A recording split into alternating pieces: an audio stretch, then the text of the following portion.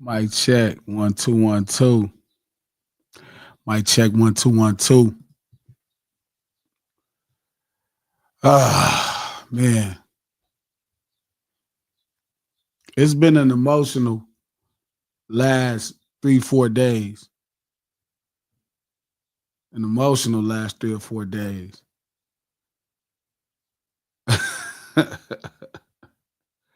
Oh man. I went from not even caring about the Grammys to really like watching the whole Grammy show. You know what I mean? Doing two other things, but watching the whole Grammy show.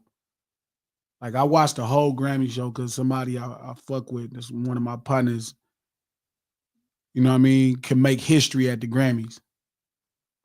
Um, I know we talked about it Monday, but I was just thinking, how other people can make you involved with something.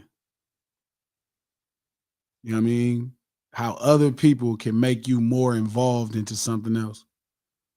And I always think like, damn, like the homie really made history. And I was just so happy for him. And I know I said this.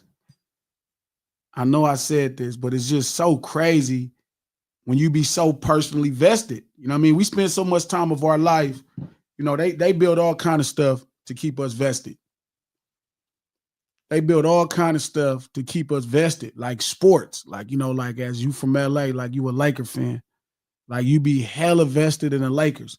And you might not know none of them. You might not know none of the Lakers. You know what I mean? But you be vested. You know what I mean? Think about how vested they have you in there, right? You buying their uniforms, right? You spend money to watch them play, right? All of this stuff that you do, all of this stuff that you do, you know what I mean? You do it to support the idea that these people represent you because they are the Los Angeles Lakers. Trip off that, right? You might ain't never met a Laker in your life, but you spend your whole life. It's people who probably dedicate, you know what I mean, 100 hours of a year, 100 hours. You know what I mean? Like, let's say if you go to games every year, right? You go to games every year, right? You got season tickets. What the games are 2 hours, 3 hours long. You know what I mean? You prepare for it if you watch it on TV. How much you pay for tickets? How much you pay for jerseys? You all of this stuff.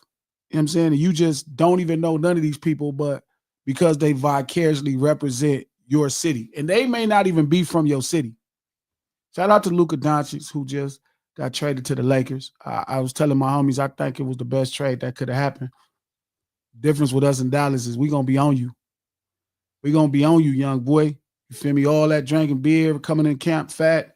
Yeah, we gonna act a donkey about that. We ain't gonna play with it. So just like you get the biggest rewards in Los Angeles, you also got the biggest burdens to carry. And if you're a player like that, you know what I mean? If you're a player like that, you'll be fine. And if you're not, it's gonna break you and run you out of town. And it ran some pretty tough people out of town. So hopefully you able to accept the challenge of being a Laker and what it come with. But we spend our whole life, you know what I mean, buying jerseys, buying tickets, eating food, just to talk about a team that most of us don't know a player on the team. That's how vested we are into the idea of, what culture and community represents. And the people that create entertainment know this. They know this. You know what I mean? They know this. And they cater to it. They nurture that in us. So you got to imagine how it feel, right? When it's somebody you personally know, you have a vested interest in when they go out there and make history. When they go out there and they make history, right? A vested interest. You got to understand how crazy that is. Like we're fans of these teams and we don't know a player, but we feel like the teams represent us. That's the craziest part. And now you looking on national television, one of the most watched programs that represent music in the world, if not the most watched program that represent music in the world, and you rooting for somebody that you personally know. And when they triumph, the joy it brings in your heart.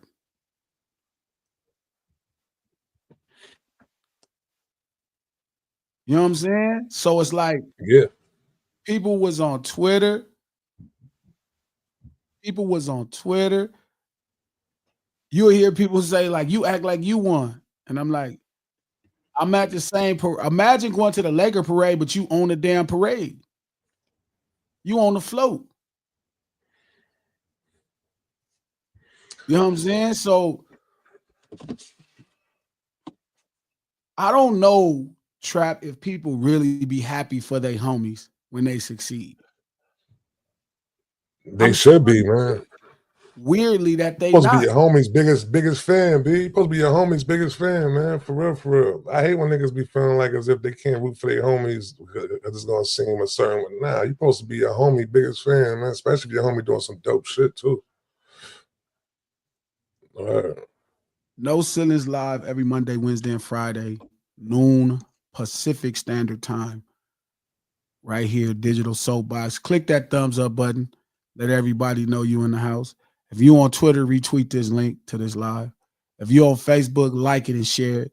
Put something fly on the post. If you on YouTube, click that like button. Feel me? That move it through this YouTube space. That's important to get this thing all the way cracking. We do this stream to support the No Ceilings podcast. Drops every Tuesday. New episodes just dropped yesterday. I had my man Trap on the actual podcast, not the stream. I had my homeboy Jobs from Intellectually Petty Radio. Again, we doing the Black History Month on the podcast where all of these the four episodes that are dropping on Tuesdays. The first one was on Mexicans and the N-word. We're going to get into one about hip hop, and we're going to get into one about gangbanging, and we're going to get into one about low riding. All hip hop cultural phenomenon things that we call Black culture. You know what I'm saying? They're dropping every Tuesday. We just dropped the first one, more conversations about Latinos and the N-word. Look below, it's a link right there. You can listen to it on Apple Podcasts or iHeart Podcasts or anywhere you get your podcast from. The No Ceilings Podcast, executive produced by Charlemagne the God, the Black Effect Podcast Network, and iHeart. And we finna get this thing running. I realized how many people was mad at me because I was just happy for my homeboy. And I didn't really trip off of it. I kind of ignored during this whole battle Trap. I just been ignoring it. Like, I don't care if it's a Drake fan or if it's somebody who don't like Dot or somebody who and they talking to me. And I'm saying, like, y'all are really tripping about me rooting for somebody that I know. That's weird. You know what I'm saying? And I'm starting to worry. Like, I talked to some of my homeboys. We got some group chats, and I'm like, I don't know if your homies be genuinely happy for you or want the best for you all the time. And I don't know if that don't mean they not your real homies as much as they don't know how to be really good friends. I think that's God calling. Or if they don't know how to be really good friends. Yeah. That's like when we was up in the room the other day and I heard you know what I'm saying, and Dot shouted out G Malone. And you was already hyped because of the 5th award. But when I heard G Malone, I said, yeah, that's motherfucking right, nigga. My man got shouted out. Nigga was like, you got shouted out. Nigga, it's my man that got shouted out. What the fuck is you talking about, B? Like, I don't give a fuck what niggas. Like, that shit is crazy. What? It's weird. It's weirdly weird. It's weird.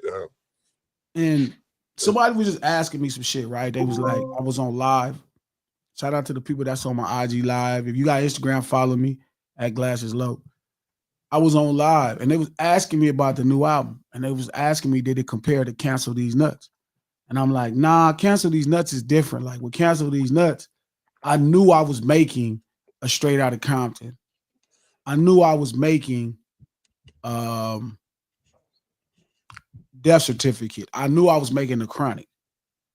Like I didn't set out to make it, but when I figured out what the flow of the music was, I knew that's what I was making. So instead of a discovery cultural mission, it was a recovery cultural mission, where a lot of to me, this generation don't really have nothing with edge. Shout out to all the rappers coming up now. Most of them don't, like they got J. Cole, they got Playboy Cardi, they got, all of these dudes, shout out to the young homie that sing out of Florida, Rod Wave. They don't really have an edge. Everything is more complaining about circumstance. I notice hip hop is in this weird complaining era where they just complaining about circumstance. Oh, this girl broke my heart. Oh, people don't want to see me win. Oh, everything is complaining. And Trap, the era of hip hop, when it comes to the art, the music we grew off of was more confrontational. Like, are you in my way? I'm finna run you over. You know what I mean? Like, we talking about the Chronic would cancel these nuts. The day the niggas took over, is like them niggas talking about they was kicking up shit. Like, y'all can't keep kicking our ass. And they made a soundtrack to like tearing this city up and burning up all of these people, all these Asian people stores and tripping on the police. And like, if y'all try to get in our way, y'all not, it's gonna be a problem for y'all. And that's the era we grew up on when it comes to the art that's hip hop. You know what I mean? We grew up on that type of confrontation. We didn't grow up on the complaint. So I look today and I'm like, as I start making, I'm like, oh, I'm feeling something. Hip hop needs this. I didn't think economically it would make the most sense because it was a recovery mission. Like I knew it was going to be a challenge because it's not the first time, but it's something that hip hop needed. It's something hip hop needed. You know what I'm saying? Like hip hop needed a little lead in their pencil. So when they come off of that Playboy Cardi, or they come off of that Future Getting High, or they come up off of all these niggas whining and complaining about what a bitch did to them and all this old sucker shit, like here goes some attitude for you so you can start getting pride again. That's what hip hop is lacking right now. I don't have pride. Pride is that confidence no matter circumstance. The confidence. And sometimes it's blind. You know what I mean? Pride can be foolish, you know what I mean? But it's necessary when you come from our backgrounds and how to triumph and what's happening. So I knew Cancel These Nuts was almost like a sacrifice. It's like, this ain't going to be the newest thing, but it's going to be something that's important to this generation of hip hop. It's like one day they going to want to have a fucking attitude. One day they going to want to stand up for themselves. One day they ain't going to want to paint their fingernails. One day they going to take off that dress. One day they going to stop acting like they want to take dick to be popular. One day, and that day, when that day happened, here's y'all soundtrack.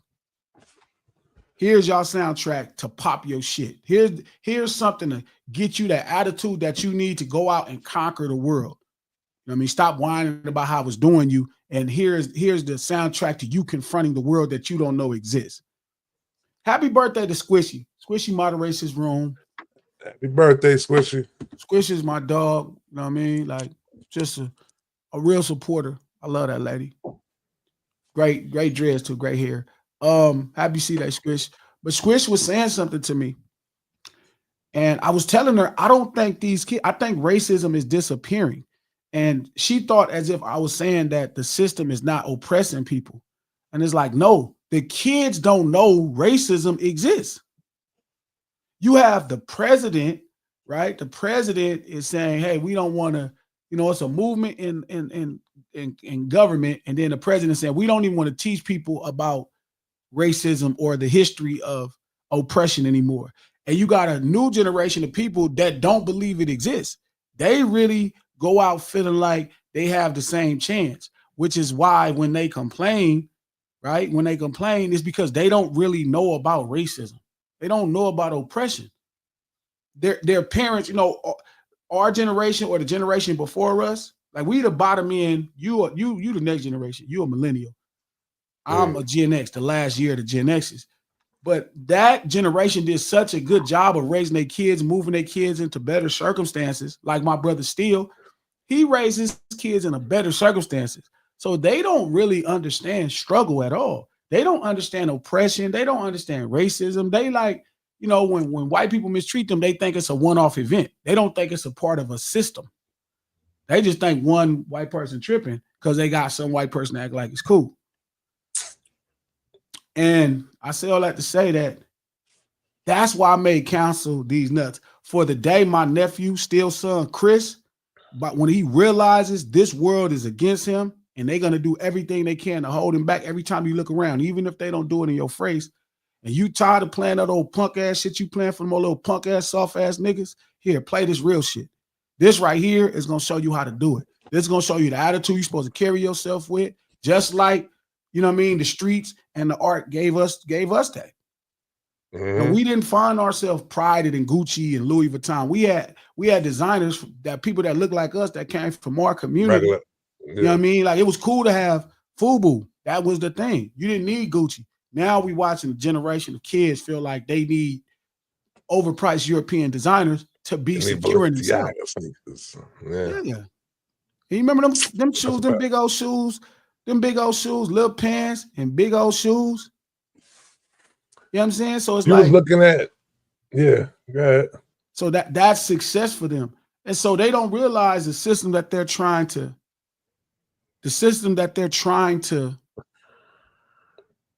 appropriate is not receiving of them.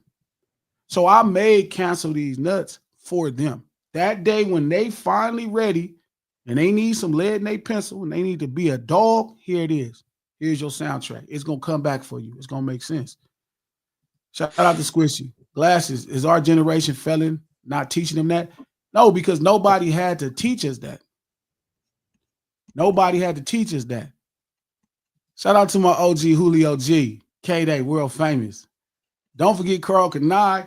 Man, Julio, I had the Carl Kanai cut with the metal plate in the chest. The sweater. Remember they had the brass plate in the chest, cuz I had that first shit of Carl Kanai. Feel me? I had cross colors, damage. You know what I mean? Before I realized I didn't need all of that, yeah, on God, like I have regular Carl Kanai. Shout out to my mama, big old rest in peace. Olivia, I had the Carl Kanai, cross color, used, damage. You know, FUBU when I was growing up. You know what I mean? We had our own things in the culture. Not just black culture, but the street urban culture. We all was wearing the same fly stuff, and that was enough. You know what I mean? So we had that attitude.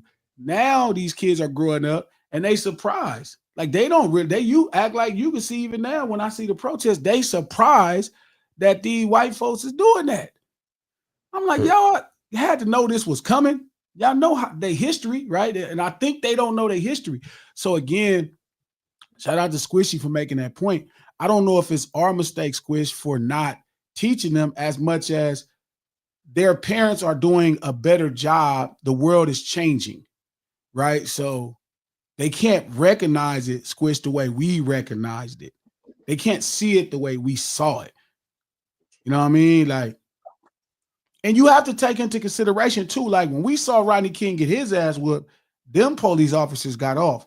When they seen, I ain't gonna lie, what, you know, rest in peace. They seen old boy get choked up, man. He kneeled on his neck, huh? No, I was saying, I was about to say that right there. They kind of seen it within that right there. On his neck, but they got justice to some degree for that. So they feel like the system ain't totally against them. I was watching, it's a show on Netflix, I'm a Killer or something like that. And they document different people who in prison for murder, their stories. And I seen that. It was a situation, this latest episode, it was a brother out of Cleveland. This brother about 6'6". He leaves a bar. They go in a bar, some white folks. And y'all, if anybody that been to the Midwest, they know Cleveland is a hell of town. They got some racism. It's very segregated still. And sometimes the white folks tripping. So they go to a nice bar. The white folks in the bar are tripping. Feel me? They finna have a problem. They leaving. They leave. The white folks pour out on the streets behind them. Now, mind you, this man is there with his twin sister and some of his people. It's 4 of them. It's about 7, 8 of them pour out on the streets. So they trying to, the homie trying to break up the situation. He's trying to break it up. And somebody run up on his twin sister. He had to do what he had to do. Man, he swing around the bodyguard and drop him. Boom. Drop the other dude. Boom. Right? One dude he hit, boom. He go to sleep. Never come back. Mm-hmm. One punch. He died. I'm looking. They are saying they end up giving this man 20 years. Oh, with his past record of him selling drugs or he was a pimp before, him doing this. I'm like, man, what are y'all talk like?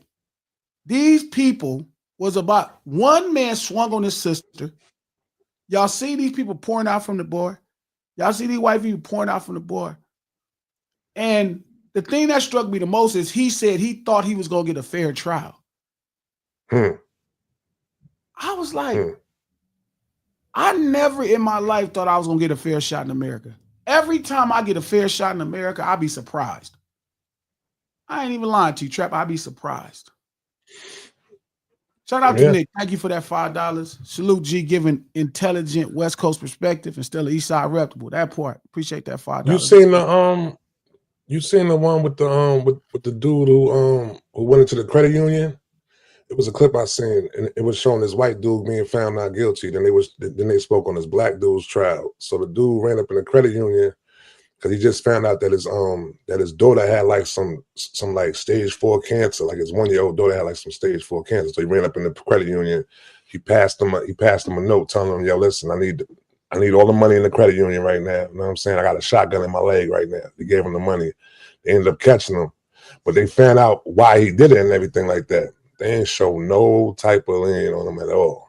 You know what I'm saying? They ain't show. They gave him 25 years for that shit. Gave him 25 years. At the same time, they let some other white dude get away with the shit on some old not guilty, found not guilty. It's a crazy. I'm gonna show you the clip of it. The shit was crazy though. Yeah. They sent the dude up the road for 25 their parents years. aren't teaching them. My parents, boomers, prepare my siblings and I. We're all Gen X. Facts.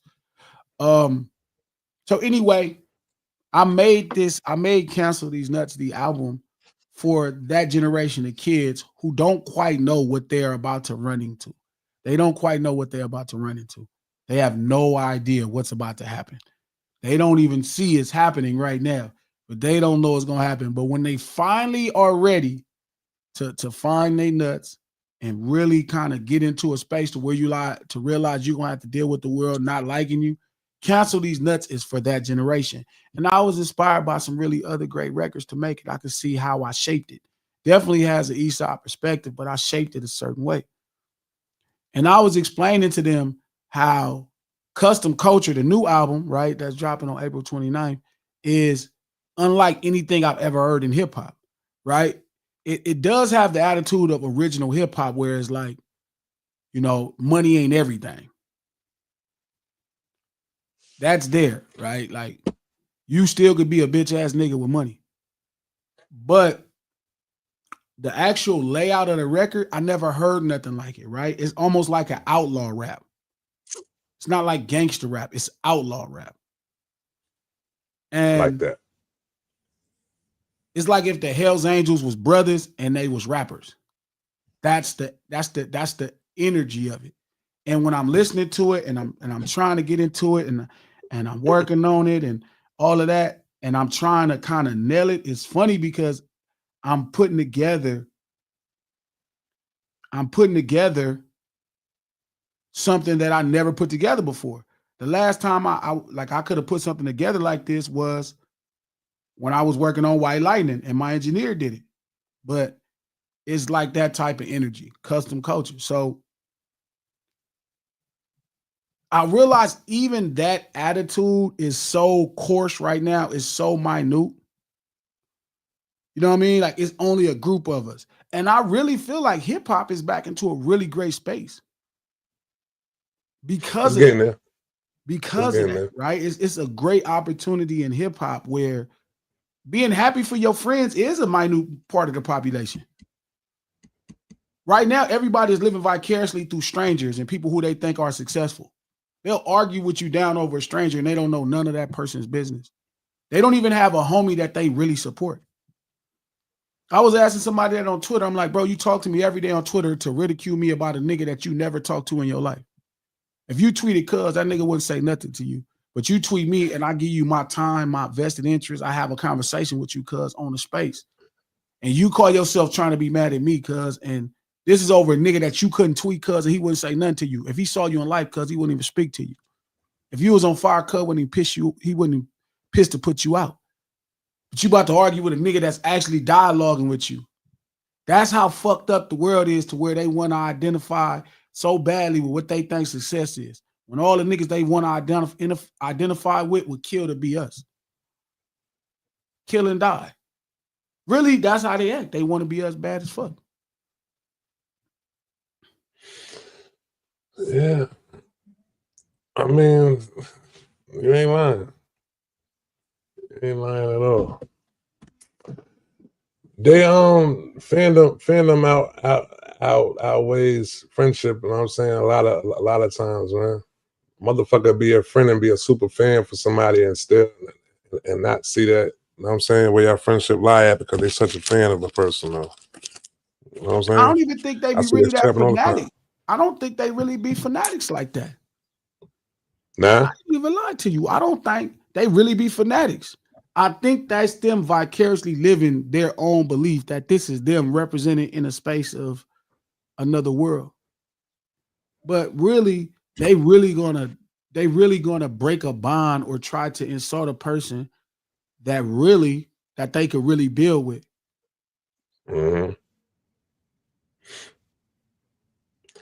Yeah. Yeah. And back to the what you were saying upon. Hold on, somebody at my door. Let's see what this is. Shout out to Rough End TV. Gee, this is a good perspective you're giving because this younger gen doesn't understand the fight of not only being black in America, but of being a man or a woman. That's a good point. And shout out to the Gen X parents who've done an incredible job, you know what I mean, with the alpha and everybody else because they raised them, they put them in really great positions to be successful. And I don't know if it's wrong or right. Like, I don't know if still is wrong or right. Like, I think he's right because you want to make the best for your next generation, your family. But also, they can be raised in a space to where they don't quite understand what's happening outside of that little bubble, especially the people that look like them. And I started to realize, Trap, like that whole happy for your homies thing is very unique to just like this same street urban culture thing, even pre this. You know what I mean? We had nobody else to be happy for us since, the slave days because it was just us. You know what I'm saying? It was just us, bro. So we had to be happy when one brother got something. You know what I mean? When Muhammad Ali was fighting, he was fighting for all of us. You know what I mean? When you would look at that and you'd be like, they fighting for all of us because we understood us. Versus now where I think I listen to younger people that's like 23, 24, they don't really know us. Us is whoever they gaming with. You know what I mean? And they don't realize that's not a real bond. It is a bond, but it's not the type of bond that we've been able to enjoy our whole lives. So that's when it hit me, like when I asked that question, are you really happy for your homies? I don't think they really get why we were ever happy for our homies. Yeah, I always root for my homies, B, on some real shit. If you my homie, I'm rooting for you like a motherfucker, B. You know what I'm saying? But I'm on, that shit is weird to me, for real. When a person can't sit, even like, because you could tell when a person not genuinely rooting for you like that. You know what I'm saying? Especially when it's your homie, though, too. You know what I mean? I've always been one to fucking, if you my man and you doing some dope shit, I'm gonna let you know, I'm gonna double down on how dope you is, B. You know what I'm saying? And how powerful what you doing is. Like when motherfuckers sit there and side eye, you could feel it. You could feel the hate, though. You know what I'm saying? I can recognize the hate every time, even when the motherfucker ain't saying the shit. I don't give a fuck where it's coming from. That's a good point. Right. Shout out to Name Brand. I think it's a lot of opportunist homies. I'm not mad at that. I'm not mad at that. That is how people move, and they get under people so bad. Like social media creates this, and it's not social media fault, but it really kind of exposes the weakness in most people. You know what I mean? Like this desire to belong. Like like we had that conversation about gangbanging, and I was telling the homie, I'm like, damn, bro, like he act like being a gang member meant something more. And trying to explain it to him is like, nah, it's just the homies you grew up with. It's just all the homies you grew up with. Like you don't, It ain't really nothing extra. It's really just the homies you grew up with. You know what I'm saying? And it's like, it really just be y'all. Even in the community, it be just y'all. And I realized that same energy comes from that type of background. That same energy comes from that background. Like I said, that same type of energy, right? Where somebody is having their biggest moment in the public eye. Their biggest moment. Like Dot is having his biggest moment in the public eyes. And he said, let me give it to somebody else. Don't get me wrong. He can't give him the Grammy. He won the damn Grammy. But he took that time. He could have said a million things. I worked hard for this. I did this. I did. He could have talked about everything he did. He gave it to some niggas that he know. You know what, man? These are the niggas I was fucking with. These are some of the niggas I used to fuck with when I came up, and I never stopped. Here, y'all had this moment. I don't know if you niggas gonna get a Grammy, but you gonna have this fucking moment. That nigga so motherfucking player, cuz that's some shit Glasses Local to did, bro. I would have did that. Shout out to the homies, blah, blah, nigga. Yeah, you know, but I'd have popped that shit. Oh, nigga, shout out to these niggas. And, you know, I'm finna give it up. That's what that hip hop, that's what I was saying, bro. Like, the battle was a win for the West. Those Grammys are a win for hip hop. The way he represented himself, the way he identified, okay, these is for all these individual ghettos. Shout out to these people in LA who lost their houses, but these are for these ghettos, the places I used to roam that inspired me. And then when you get the final one, you say, here go these niggas that I came up rapping with. These are some of my partners. These niggas I fucked with. That ain't nothing more hip-hop ever happened on that stage in life. No, straight up. That's the most hip-hop moment? That's the most hip-hop moment on I ain't seen them all, so I can't do that. But I'm saying that it might be, though. Yeah. It might be. Especially for that pop award. That is the anti-pop award. That's what I'm saying. That pop award be the me moment. You know, yeah, I worked so hard for this my whole life. You know, shout out to God. You know, nobody believed in me. You know, my high school coach cut me. You know, when everybody had a moment, you feel me? They be like, you know, the stuff I did to get this, you know, this award. You know what this means to me? This award, and this mean I'm gonna put this up there. And nah. He ain't do that. God. He ain't do that. He calling.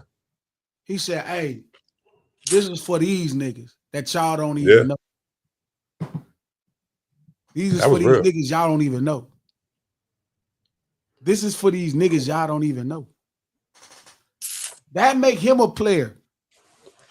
Yeah. And that's what hip hop is. It's the we. He let people know the we of people that he came up with. These are the we. Here's the we of us. Like we was all rapping. We was all hanging out in the streets. We was all doing this. We. That's what this shit is about. So I think it's anti-hip hop to not be happy for your homies. Yeah. I think it's anti-hip hop to not be happy for your homies. Yo, you know what I was just thinking of? Even when we take it all the way back to like when hip hop started, when that MC was on the stage though, he was talking about how ill his DJ was. Yeah, think about it. How ill his dancers was.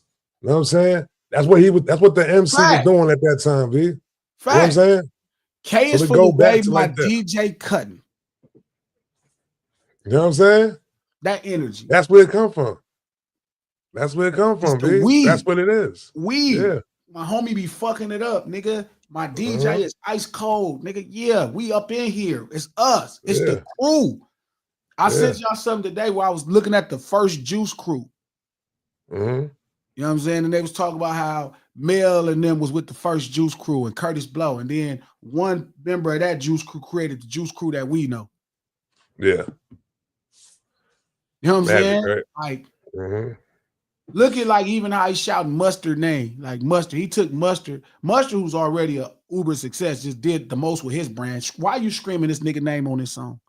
That nigga makes me so proud, man. How the hell I couldn't be happy for a nigga like that? That's a fact. That's like a nigga not being happy for me. Like, when you know genuine energy, that nigga genuine. This is big. Again, this is the biggest moment of his career publicly that we could all see and share.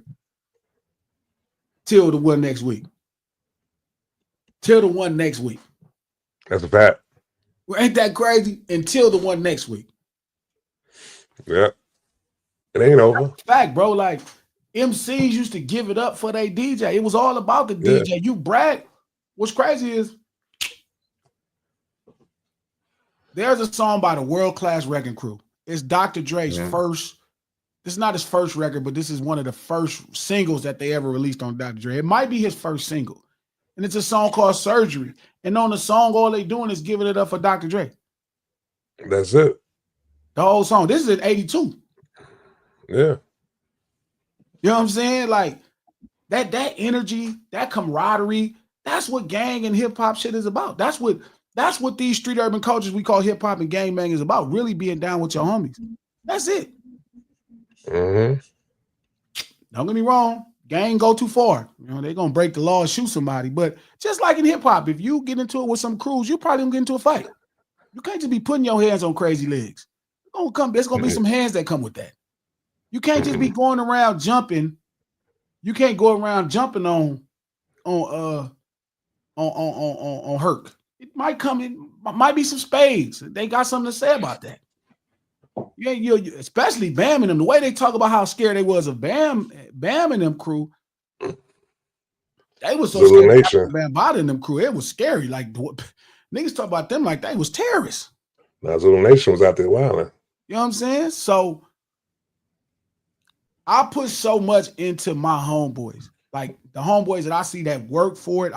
It's hard to transform somebody that's not quite there. That's different. You got to still do your own work. And I'm not saying, again, he didn't just call some niggas he didn't just say some niggas' names who don't be working. He called some niggas' names he don't go to work.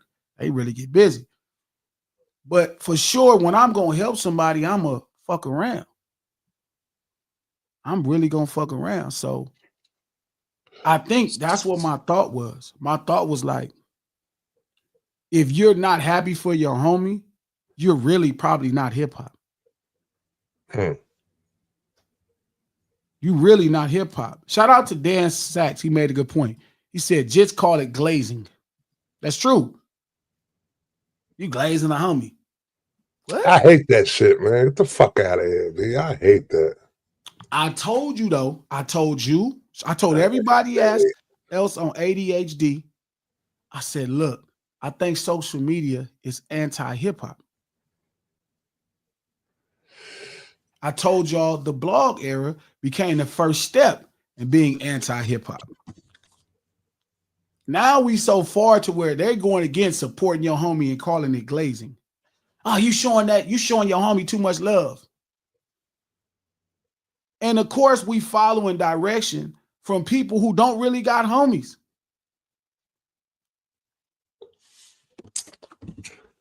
Yeah. Hold on a second. Some internet geek on social media made that term.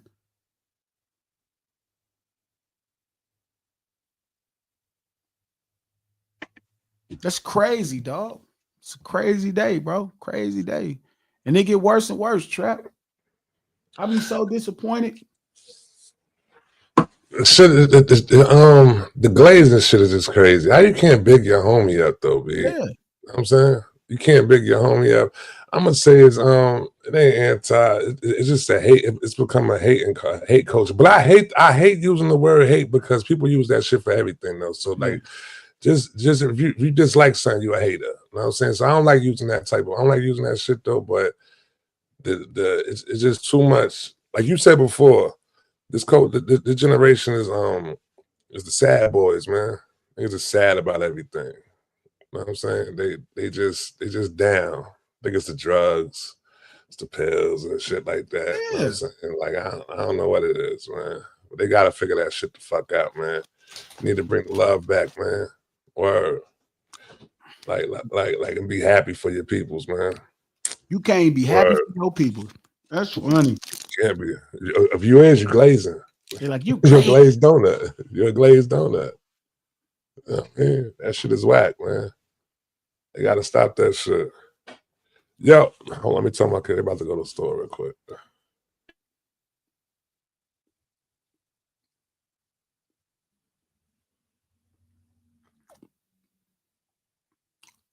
I'm telling you, a bunch of people are not hip hop.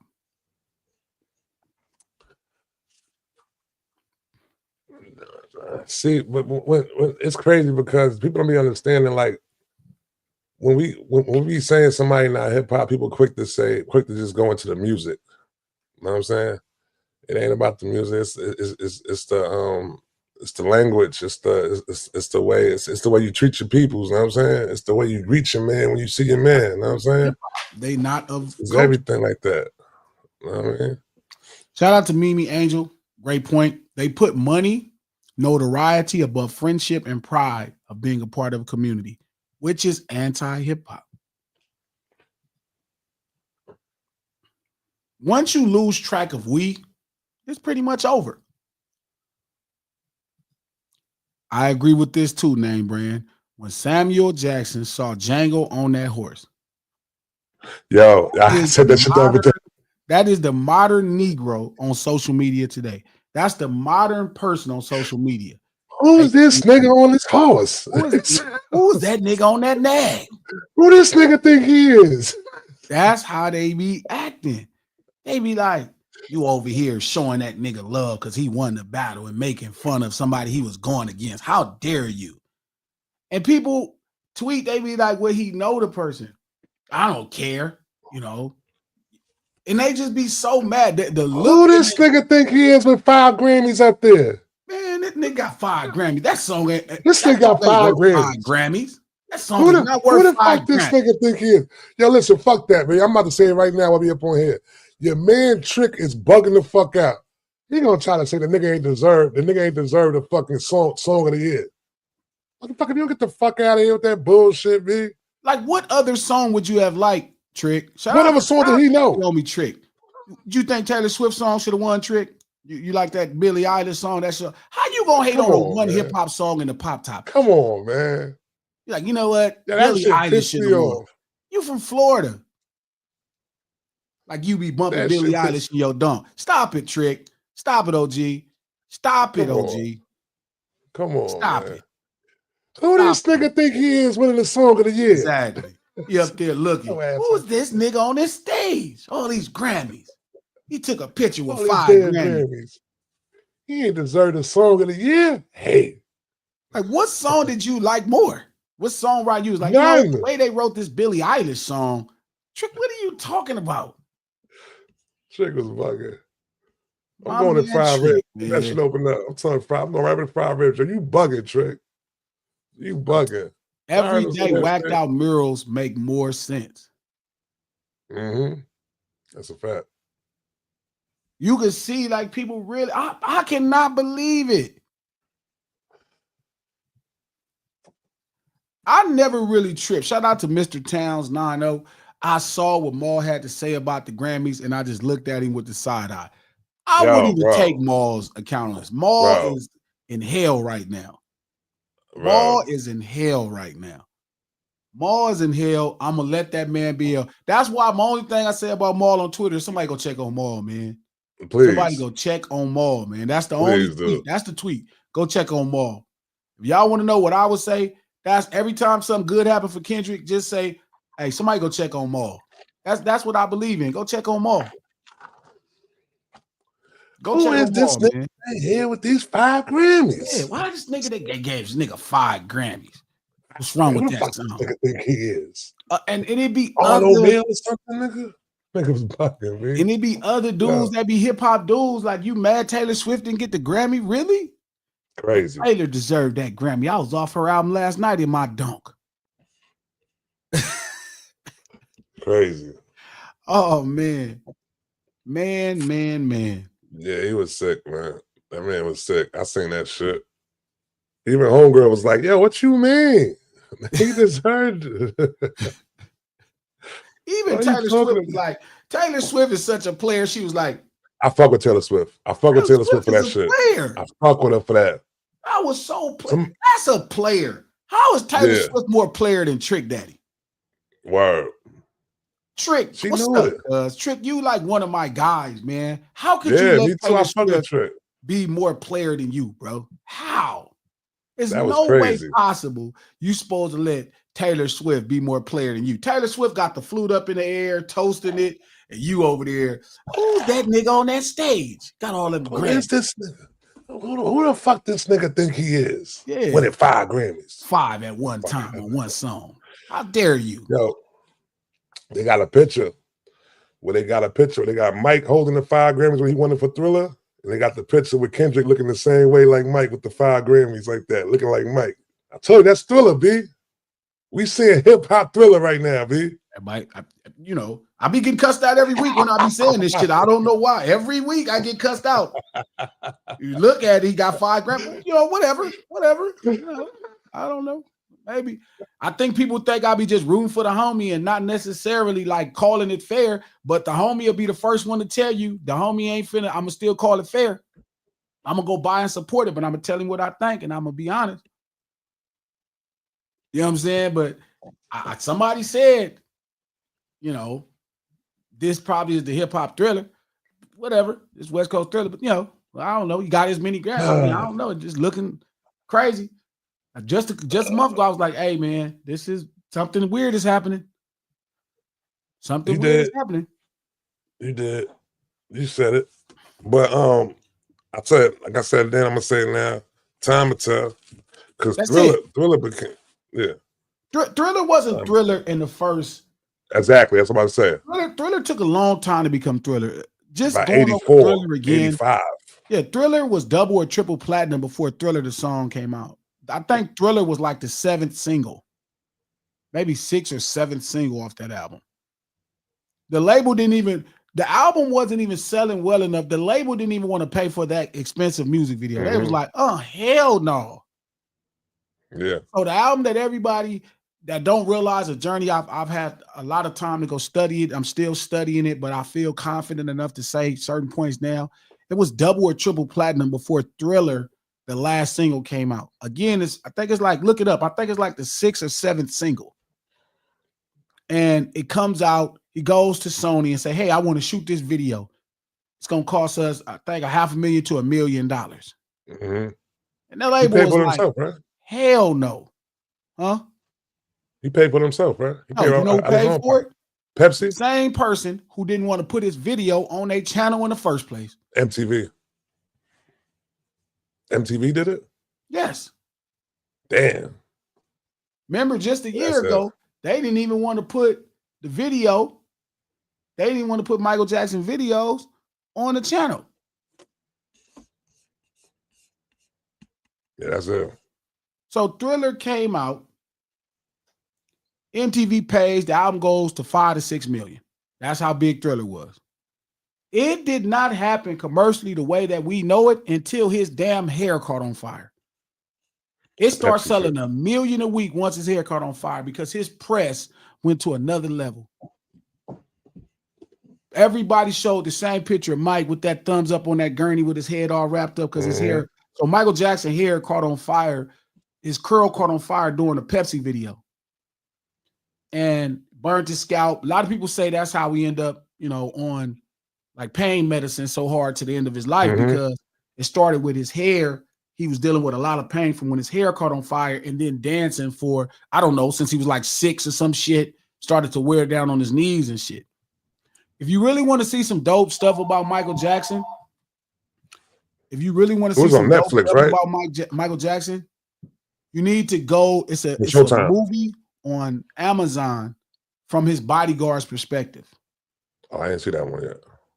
And it's a little funny because they got this white man playing Michael Jackson, which is, it looked weird, or some other man, but he's a fan of Michael Jackson. So I end up having a lot of respect to him by the end of the movies because he had a lot of his mannerisms. He had a lot of his enunciation, and he went and got surgery to look like Michael Jackson.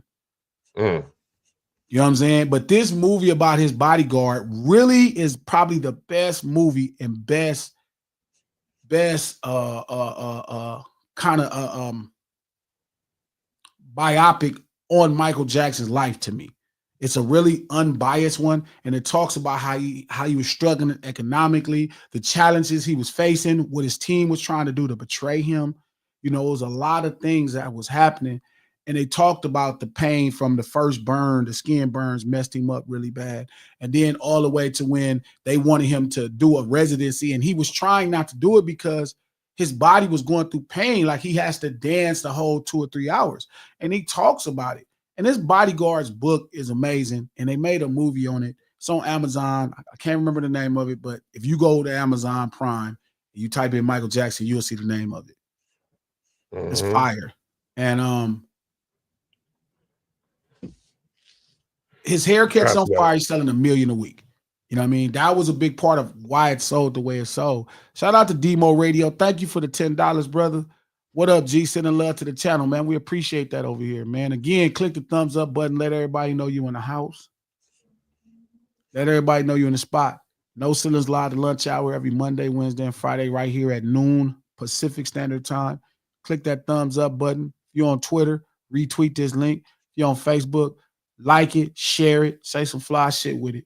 We do this stream to support the No Ceilings podcast. Again, we're doing 4 great episodes for February, Black History Month, talking about cultural contributions of Black people, even through all the street urban culture stuff.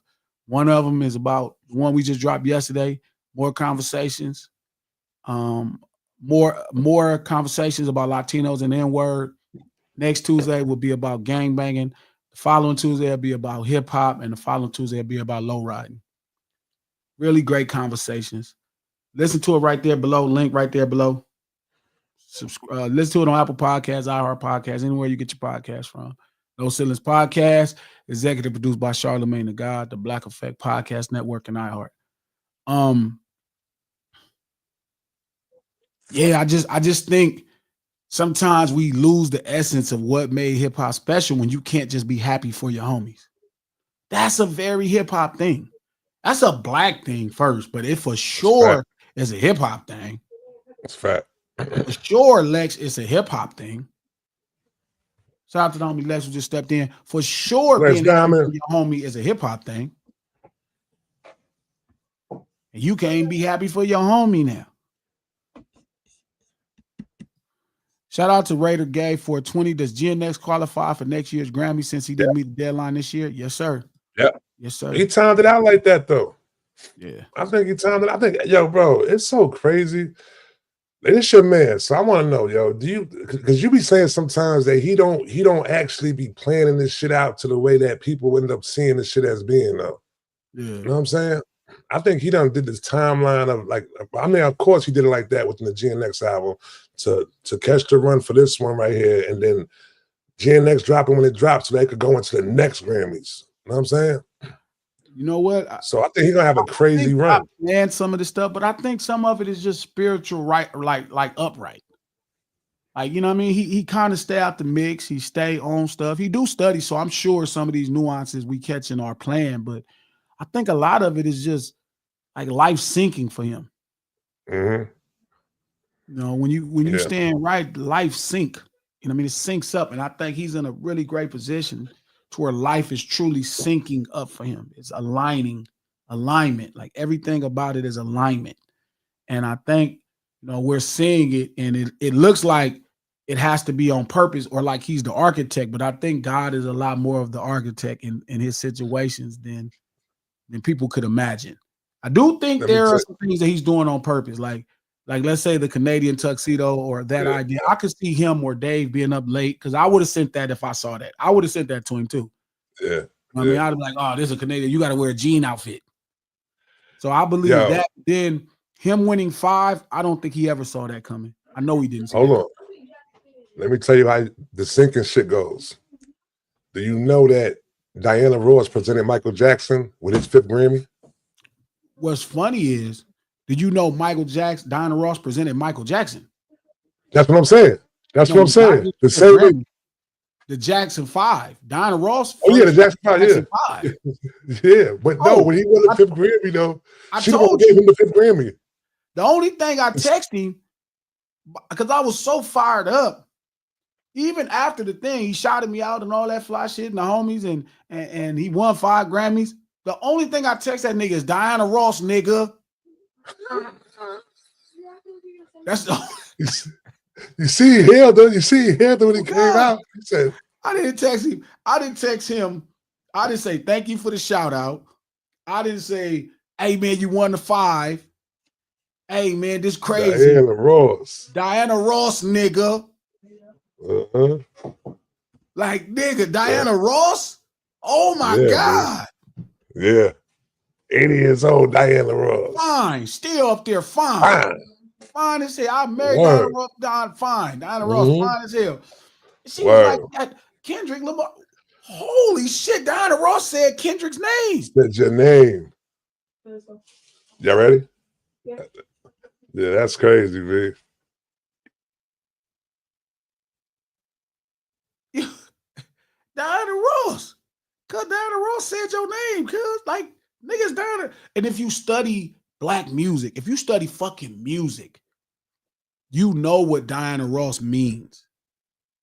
So for Diana Ross, who presented Michael Jackson, the Jackson 5, first off, Diana Ross presents the Jackson 5. That's how they album, that's how their career start off. And then present Mike's 5th award. And Mike, like, bruh. Yeah, that was crazy, big. I ain't even realize that she gave Mike the 5th award too.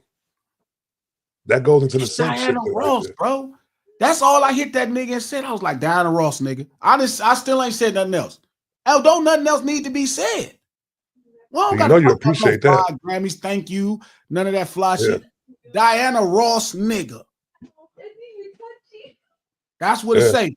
And nigga is capitalized. Diana Ross, capital D, capital R, nigga, all capitalized. Diana Ross, nigga. That's it. That's it. Legendary shit. Diana fucking Ross. Word. Shout out to Lex. There was another video too. Go down on the finest. No, I will not. That lady is fine as hell. That lady. Yeah, fine. man. What you mean? That lady fine. Yeah. Shit. You better chill out, Lex.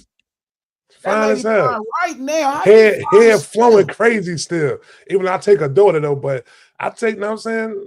You know, Diana. Yeah. Yeah, we know where she came from. Shout out to Name Brand. And I feel like this Name Brand all the time. If there's a cure for this, I don't want it. That is a fact. That's how I live my life when it comes to the street urban culture things. That's exactly the feeling, MC. That's the feeling, T. Nigga, we made it. That all the 5 stuff, all the 5 Grammys, that's fire. All the shout outs on stage, on national TV, that's fire. Nigga, Diana Ross presented your award, nigga, and said your name. Nigga, we made it. It's over, nigga. Super Bowl can't top Diana Ross saying your name. Diana Ross said your name and was like, Kendrick Lamar. Wait a minute. Diana Ross just said, I'm screaming, nigga. I am screaming. I am screaming. Nigga, Diana Ross said his name, gave him the 5th award that breaks history. Like, what is happening? Cuz this is really happening. Diana Ross, nigga. Pam Grier is fine, but she can't sing. Nigga, Diana Ross can sing too. She can sing to you after you finish making love to her. Pam Grier can't just do nothing but look fine. Diana Ross gonna look fine and sing to you. That's Diana Ross, bro. That's all I could text that nigga. Diana Ross, nigga.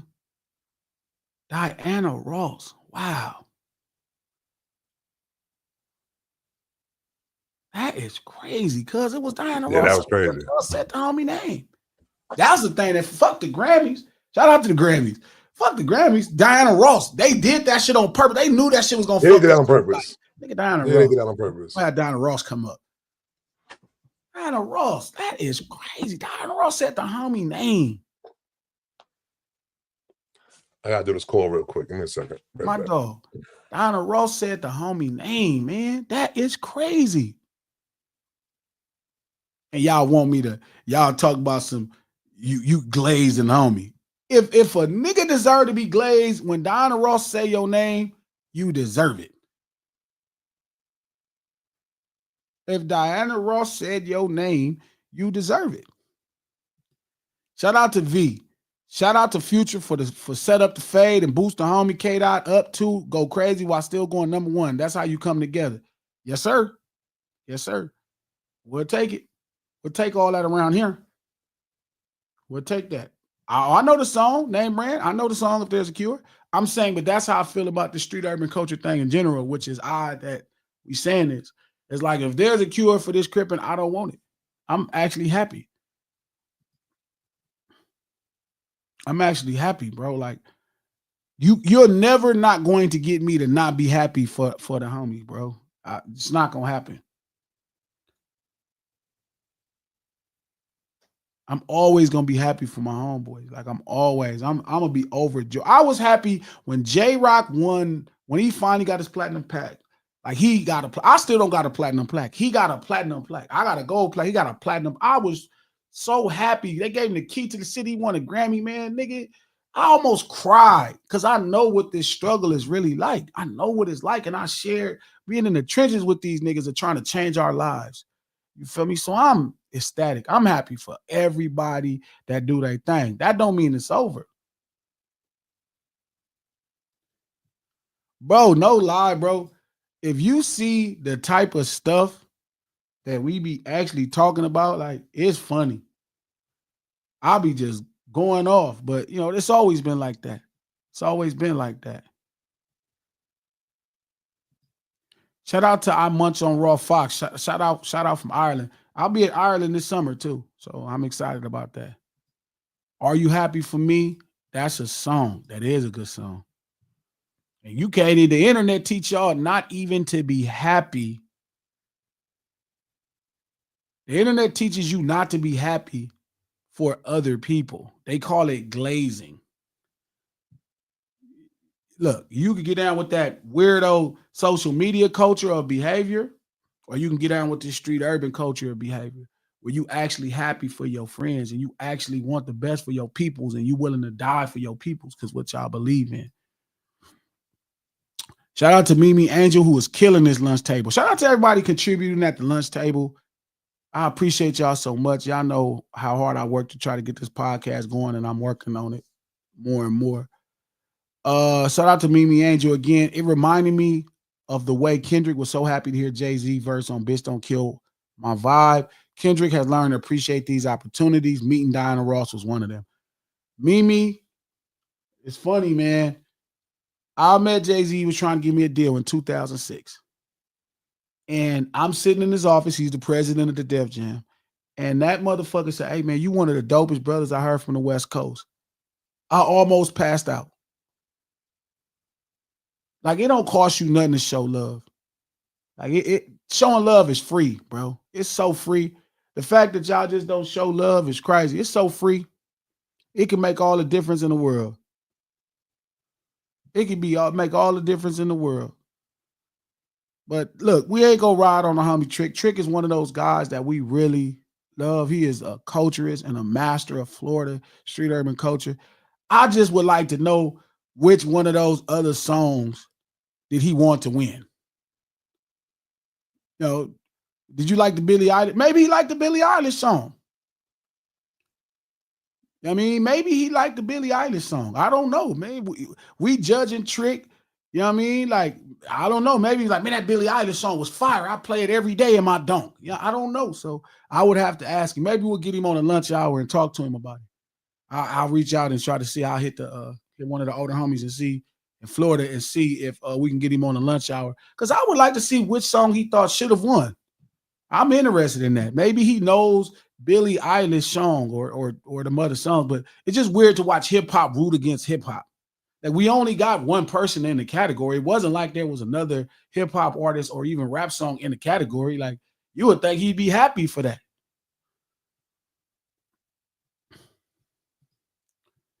Shout out to I'm truly glad the world is. Oh, forgive me. Shout out, Mike. What up, Mike? Thank you for the $10, my boy.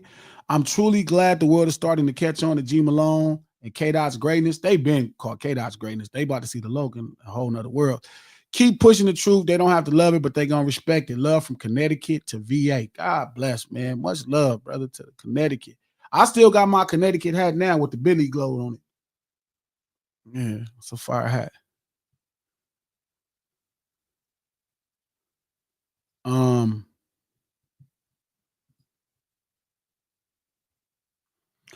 Yeah, it was one of them years with Vince. That song is some shit. I told y'all thought I was crazy. I'm like, this song is different.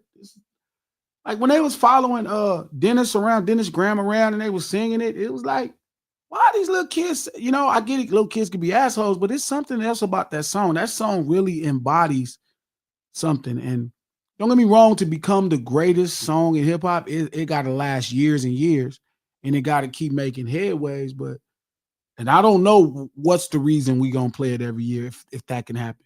But man, when you do dope shit, the world will open up and make it work. I mean, the world can open up and make something work.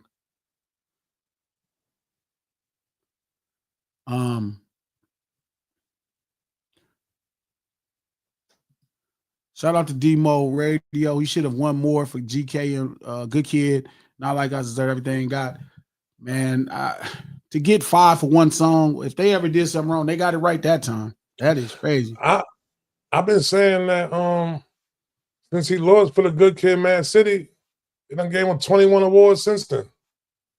So they ain't make up for it by now. Then, I don't. Again, I keep saying this as a real connoisseur of records and music. I keep telling y'all, Good Kid, Mad City is not better than GNX. Like Good Kid, Mad City is dope to a modern audience because, again, it does have dope records, but people are so in love because they haven't had a album that comes together. Like what's the word? I'm sorry. A cinematic feel of it, though. Not cinematic, but when the album cohesive. But it's different when you use just dialogue to make the cohesion.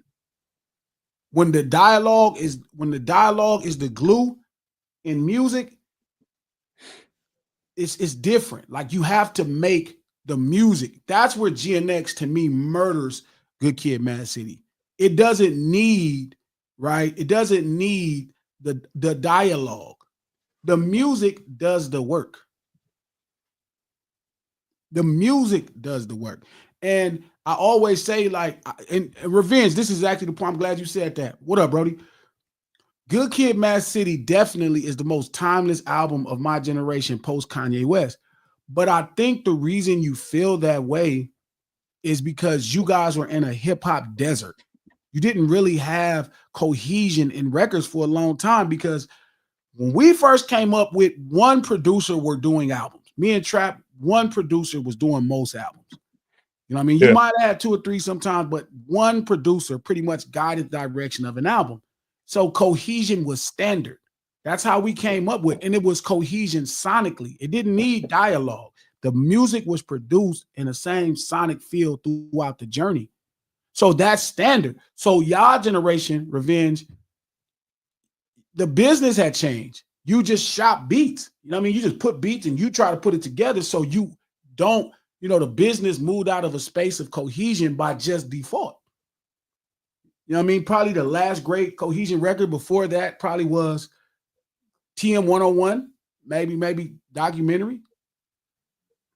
So, but everybody's buying music. They're buying music. Rappers are buying music from different producers trying to make an album. So even if they put together a decent sonic flow, you know what I mean? It's still not going to have the same cohesion, you know what I mean, you would like. But it became obvious with Good Kid because the dialogue themed the album. So I know you're about to blame this song, though. Huh? I said, I know you're about to blame this song right here. I'm not going to blame I know where you're going with this. I'm just saying, no, the business changed. It really is just a business trap. I genuinely believe that because... Don't bring it to Illmatic. Don't bring it to Illmatic, B. Don't bring it to Illmatic. I won't even say that's the first album that did that, so I can't. Okay. All right. I'm just saying, the business that changed. Remember, it became big money in the 2000s. Yeah. So you buying 5 or 6, beats from big producers. So it's hard. The reason y'all give Kanye so much credit is one person producing all the fucking music. One producer. That's why y'all like it. That's where the cohesion come from that y'all feel so strong about. That was standard when I grew up listening to these albums. All the shit I listened to is like that versus the desert that you guys were in post Kanye West's success and all this other stuff in the middle. Then you get Good Kid, Mad City, where the dialogue themes the album. GNX does the exact same thing, and he don't gotta say a fucking word. You know everything that's happening. You know everything that's happening. You know what I'm saying? So you guys were, when Good Kid came out, shout out to the Al, shout out to Cole. You guys were kind of in a cohesion desert. It was about taking things and putting them together and making them work. Versus somebody saying, hey, you know what? I'm gonna make one idea using dialogue to theme the album. That's been forever. But with GNX, the reason GNX is so easy to listen to, so I'm telling you why GNX is better. Minus the cultural implications of Good Kid, when you listen to GNX, you're going to listen and it's going to be easier and better because that is what this shit is about. Records and music driving the points. That's why. So even if y'all gonna argue with me still, you'll eventually come around. But the truth is, that's why GNX is easier to listen to. That's why, because it's driven through sonics. Sonics drive the cohesion. Sonics drive the theme, not dialogue. I'm working on doing this for films. That's why I'm so into it. It's funny. That's why I'm so into it, because I'm working on films and trying to do a film where like what you looking at drives the theme, not so much the if you use too much dialogue, it becomes preachy.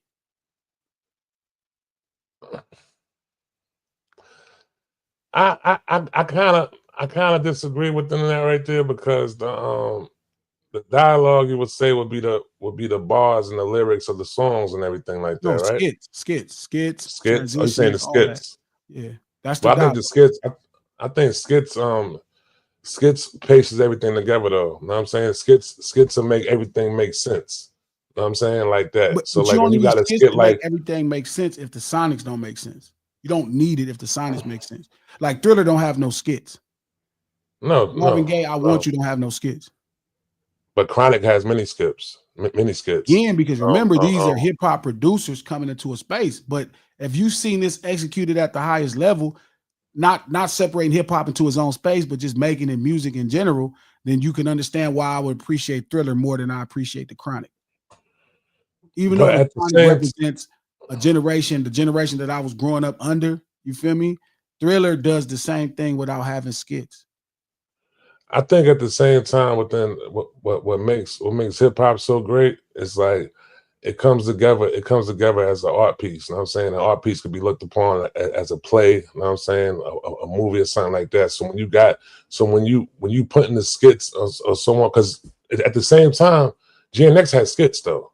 It's just not normal skits though. But when that lady's coming on there singing the Mexican songs and all that shit, that's a skit right there. Yeah. That's putting the whole album together though. You know what I'm saying? No, I'm not disagreeing. I'm saying I agree, but like Doggy Style don't have a bunch of skits. What you mean? Doggy Style got the W balls, all that shit is skits right there. I know the ones that we find popular. I'm saying versus the Chronic. The Chronic is a little more different, right?